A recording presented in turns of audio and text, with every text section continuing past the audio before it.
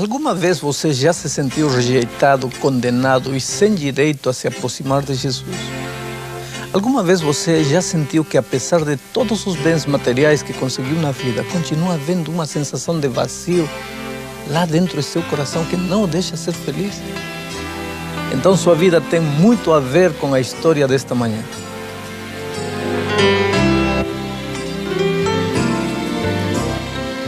Está escrito.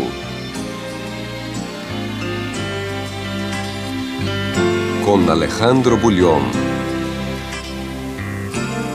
Apresentando Cristo vivo como resposta às suas necessidades mais profundas.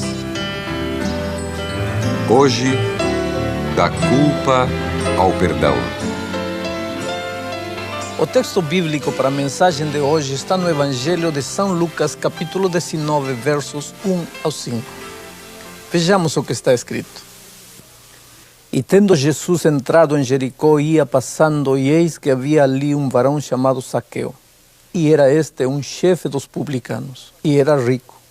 E procurava ver quem era Jesus, e não podia por causa da multidão, pois era de pequena estatura.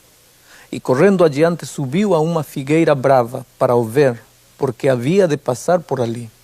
E quando Jesus chegou àquele lugar, olhando para cima, viu-o e disse-lhe: Zaqueu, desce depressa, porque hoje me convém pousar na tua casa.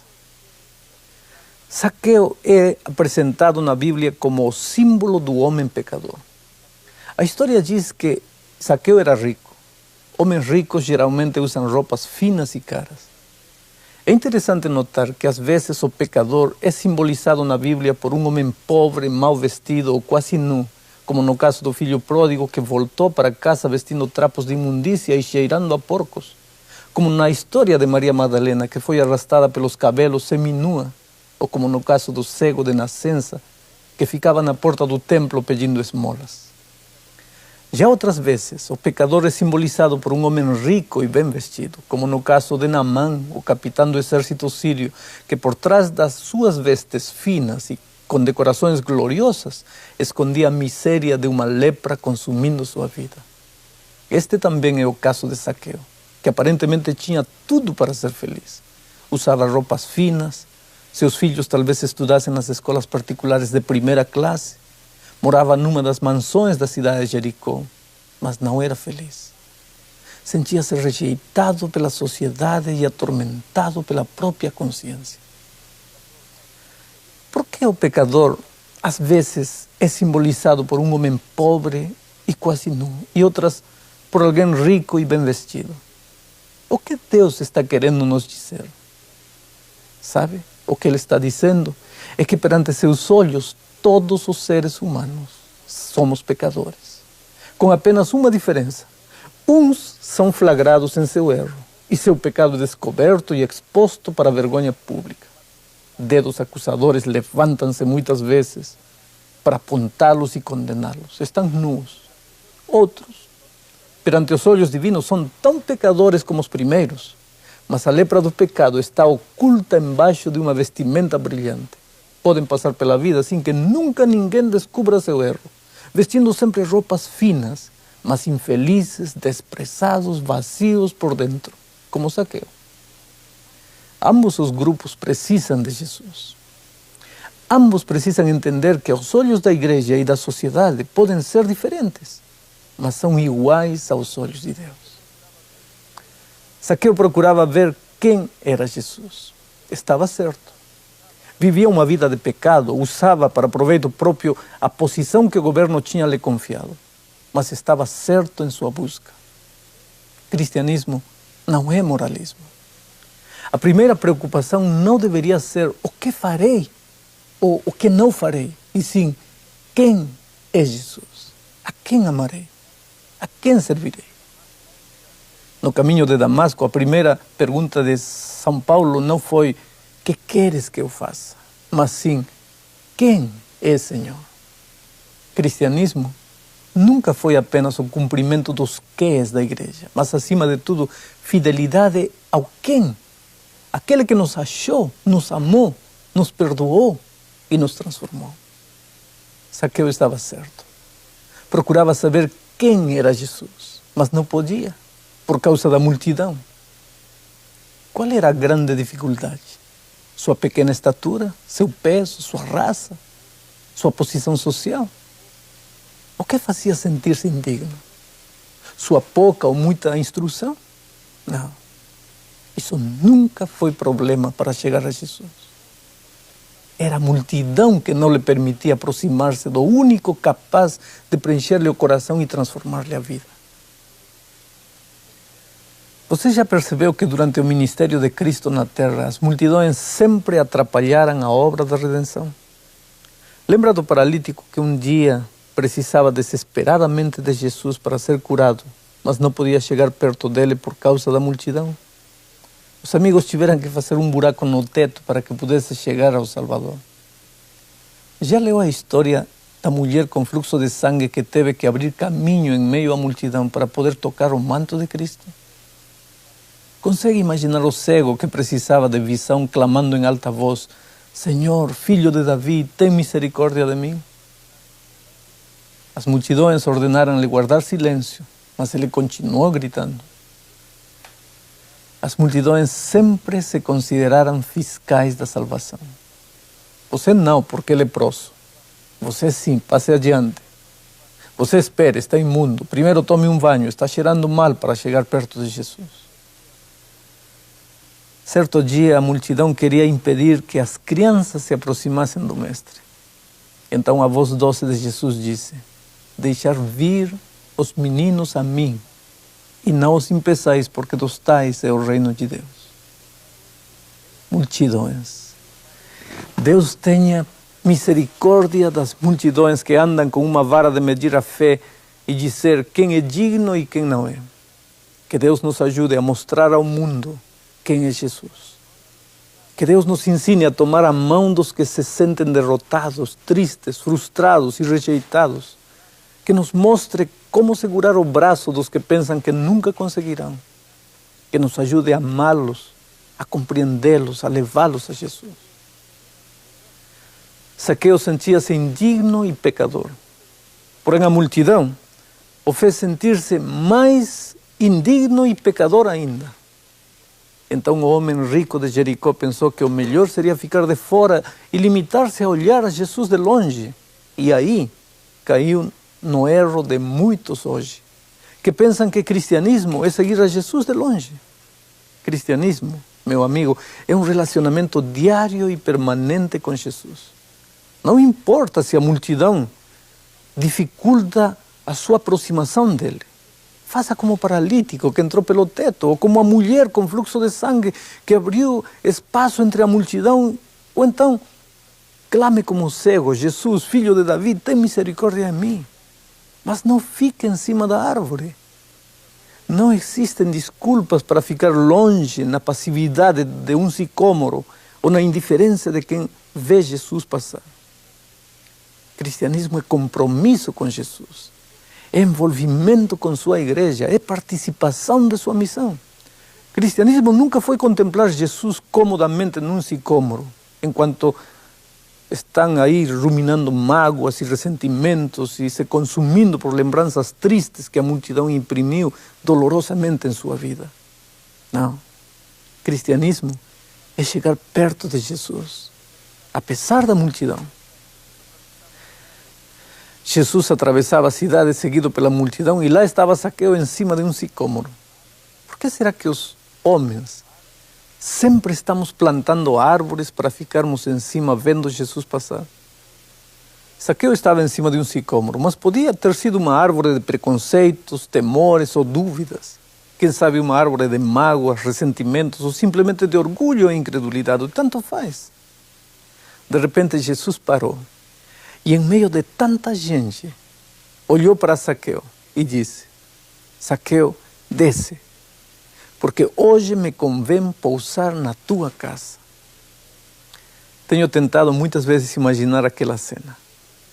Imagino Zaqueu olhando de um lado para outro, desconcertado, querendo que Jesus estivesse falando com ele, mas com medo de receber uma resposta negativa. É comigo, Senhor? Não está equivocado? Eu sou Zaqueu, um ladrão, um homem injusto. É comigo que vai jantar esta noite?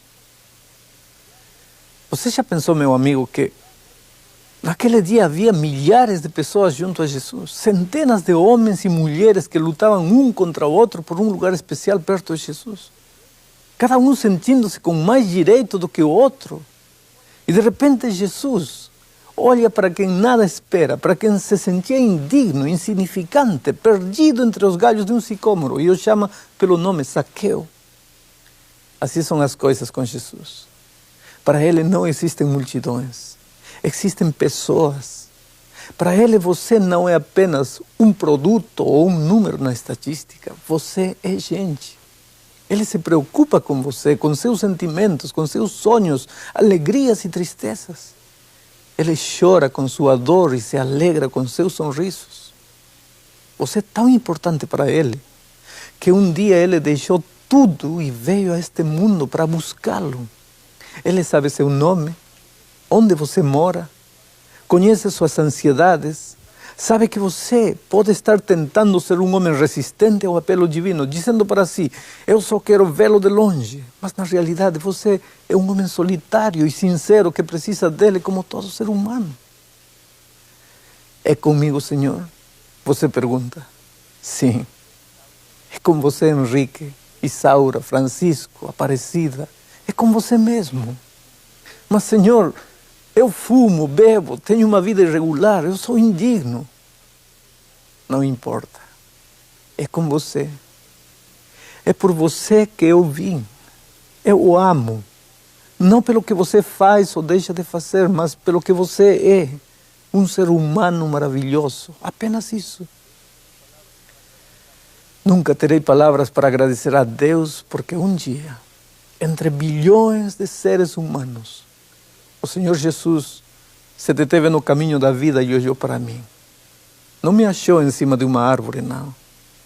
Achou-me atrás de um púlpito, com uma régua na mão para medir o cristianismo da minha igreja, sem medo de apontar o pecado pelo nome, entre aspas, pregando sobre o amor de Deus, sem jamais tê-lo experimentado, vestindo a imagem de um jovem pastor muito preocupado em descobrir os pecados ocultos, entre aspas, para levar a igreja à reforma. E o Senhor Jesus, com a sua voz mansa, disse, filho, desce dessa árvore de apóstolo da reforma. Quero ficar com você. Quero que me conheça de verdade e compreenda que as coisas não são assim como você pensa. Quero que saiba que não é com o regulamento numa mão e a vara na outra que se reformam as vidas. A maneira como Jesus tratou a Zaqueu é a maneira como ele quer levar sua igreja ao reavivamento e à reforma completa. Veja que Jesus não olhou para Zaqueu e disse, Zaqueu, você é um ladrão, o que você faz é uma vergonha, estou disposto a lhe dar o privilégio de me hospedar em sua casa, mas antes quero que você confesse publicamente que é ladrão e que devolva o dinheiro que roubou dos outros. Eu imagino que era isso que a multidão esperava, mas Jesus não fez nada disso. Havia algo de maravilhoso com ele. Os pecadores se sentiam amados na sua presença. Quer dizer que ele apoiava a vida errada dos homens? Não. Claro que não. A conduta deles era que mudava. Mas ele nunca os fazia sentir mais pecadores do que já eram. Não precisava agredi-los para inspirar neles o desejo de mudança de vida. E agora vejamos a atitude de Zaqueu. O que foi que ele fez? Será que ele desceu do sicômoro e disse para Jesus, obrigado, Senhor, por lembrar-te de mim. Eu nunca poderei agradecer-te pelo fato de olhares para mim em meio de tanta gente. Agora fica um pouco aqui. Deixa-me ir arrumar a casa. As coisas não estão bem por lá. Deixa-me fazer uma faxina completa e preparar uma refeição gostosa. Então voltarei e iremos juntos. Foi isso que Zaqueu falou? Não. Por que não? Porque se pudéssemos deixar Jesus aguardando para primeiro limpar a casa, não precisaríamos dele. Aqui está envolvido o maravilhoso princípio da justificação, que é pela fé, e da santificação, que também é pela fé. É ele que limpa a vida. É ele que coloca as coisas em ordem. É ele que corrige que conserta, que purifica.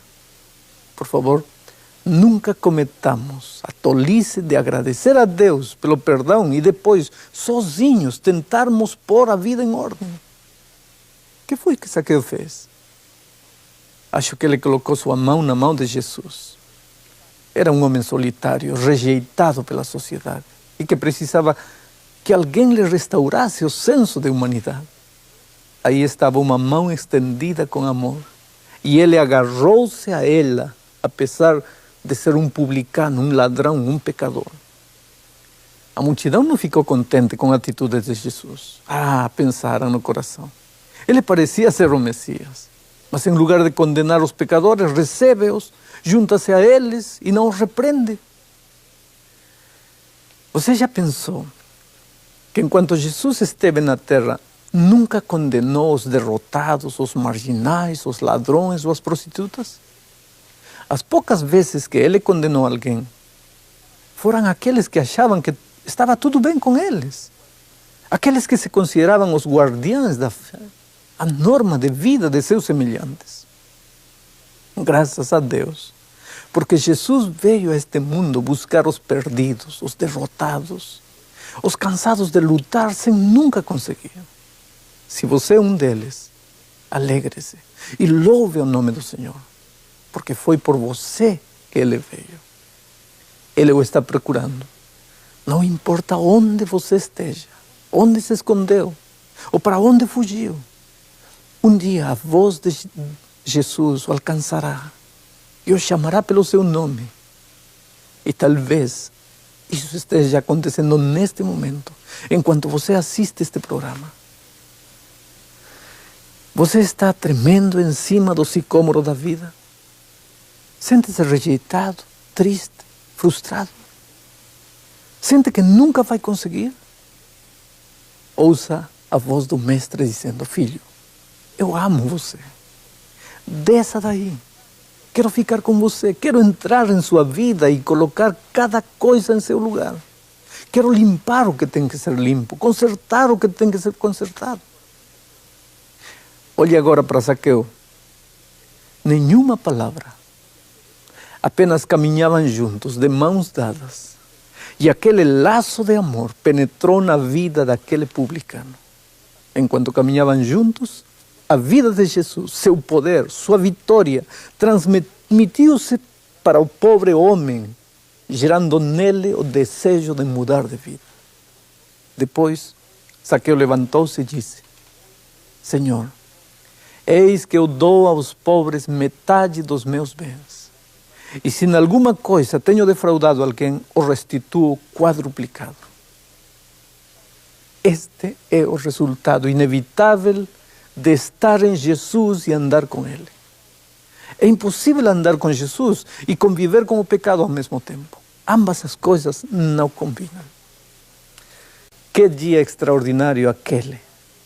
No início, Zaqueu não passava de um homem solitário, frustrado e vazio, apesar de sua invejável posição social e financeira.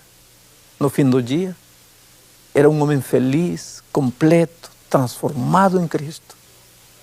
Zaqueu conhecia os dois lados da vida, o desespero e a esperança, o vazio e a plenitude, a tristeza e a alegria, a condenação e o perdão, a derrota e a vitória. Certamente, Zaqueu podia dizer: Jesus, Tu és a minha vida. Pode você também falar o mesmo para Jesus? Faça-o enquanto o Sonete canta.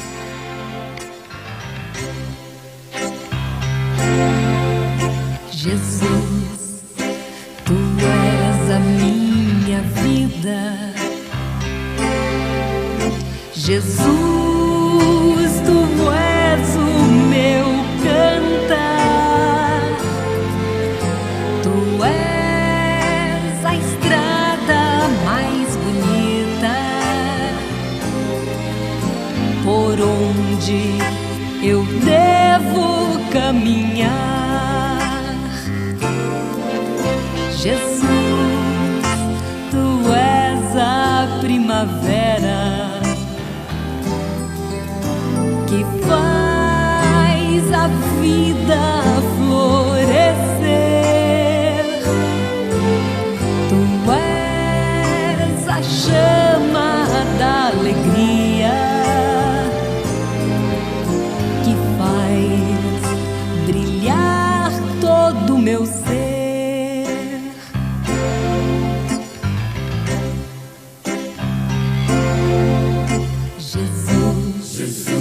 Tu és a melodia, a voz, o canto, a emoção. Tu és a força que me inspira a dar louvor na provação. Jesus, tu és a esperança, que faz vibrar meu coração. Jesus, tu és a energia que move a vida do cristão. Jesus, tu és o meu caminho, verdade, vida e salvação. Jesus, tu és a minha glória, motivo de minha adoração. Jesus, tu és meu Pai querido, a quem dedico meu viver. Tu és pra sempre a minha vida. Jesus, és vida de meu ser.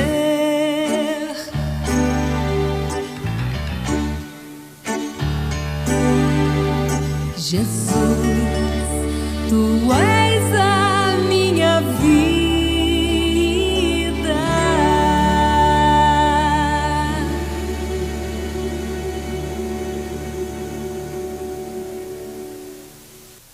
Obrigado, Sonete. Gostou da música, amigo? Esse hino fala da beleza de entregar a vida a Jesus e aceitá-lo como o caminho, como a salvação, como o centro da experiência cristã. Eu vou orar para que Deus confirme a decisão que você acaba de tomar. Senhor, muito obrigado. Obrigado porque um dia nos achaste em cima das árvores que plantamos para permanecermos indiferentes a Ti. Obrigado, porque neste momento milhares de pessoas estão ouvindo Tua voz, chamando pessoalmente e estão respondendo ao Teu chamado. Abençoa cada uma delas, onde estiverem. Em nome de Jesus. Amém.